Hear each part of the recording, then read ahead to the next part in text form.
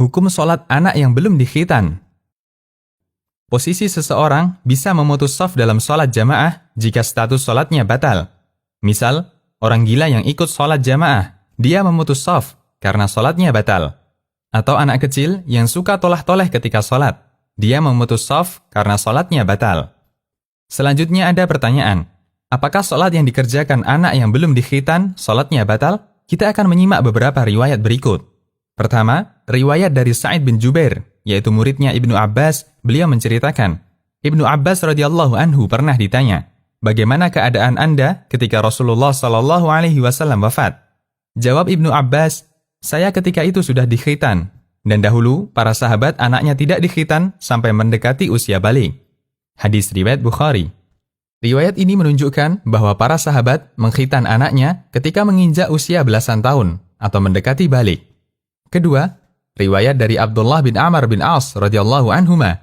Nabi SAW bersabda yang artinya, suruhlah anak-anakmu mengerjakan sholat ketika mereka berusia 7 tahun. Pukullah mereka ketika meninggalkannya saat usia 10 tahun. Dan pisahkanlah tempat tidurnya. Hadis riwayat Abu Daud dan disahihkan Al-Albani. Hadis ini menunjukkan bahwa anak usia 7 tahun sholatnya sah.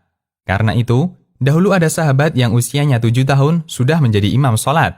Karena anak yang usianya 7 tahun, dia sudah tamyiz.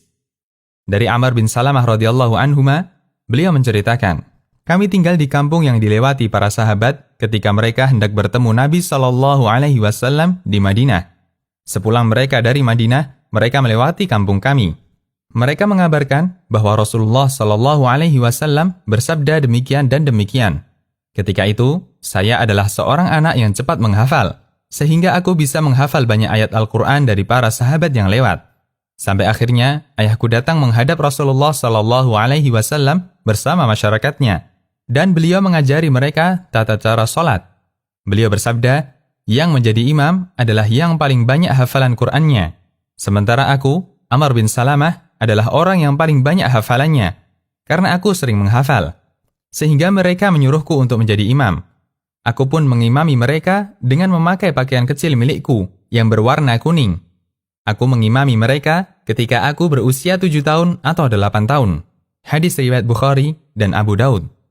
Ketiga, di antara dalil bahwa sholatnya anak kecil yang sudah tamyiz statusnya sah adalah hadis dari Ibnu Abbas radhiyallahu anhuma. Beliau menceritakan pengalamannya sholat tahajud bersama Nabi SAW. Bahwa Ibnu Abbas yang kala itu masih anak-anak pernah tidur di rumah Nabi SAW. Ketika masuk pertengahan malam, Nabi SAW bangun, mengambil wudhu, dan Ibnu Abbas berwudhu bersama beliau. Ketika Nabi SAW mulai sholat, Ibnu Abbas berdiri di samping kiri beliau, lalu dipindah Nabi SAW ke sebelah kanan beliau. Dalam kondisi itu, Ibnu Abbas bercerita, ketika saya mengantuk, beliau menjewer telingaku, dan beliau sholat 11 rakaat. Hadis riwayat Muslim. Jika umumnya para sahabat belum mengkhitan anaknya di usia 7 tahun atau 10 tahun, sementara mereka telah mengerjakan sholat, berarti sholat anak yang belum dikhitan hukumnya sah. Jika sholatnya tidak sah, berarti tidak ada manfaatnya mereka diperintahkan untuk mengerjakan sholat di usia 7 tahun dan 10 tahun.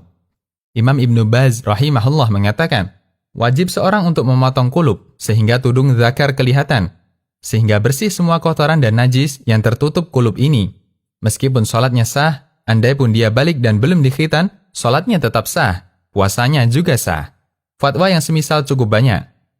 Bukankah orang yang belum dikhitan, Islamnya belum sempurna? Kami tidak menjumpai dalil bahwa orang yang belum dikhitan, Islamnya belum sempurna. Jika kita menganggap khitan hukumnya wajib, maka khitan sama seperti kewajiban yang lainnya. Dan di antara kita pernah meninggalkan kewajiban agama.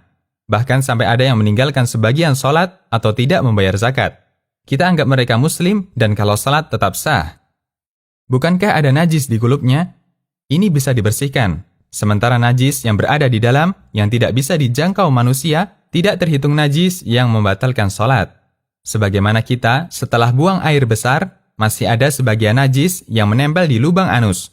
Dan kita tidak diwajibkan untuk membersihkannya secara total. Demikian, Allahu a'lam.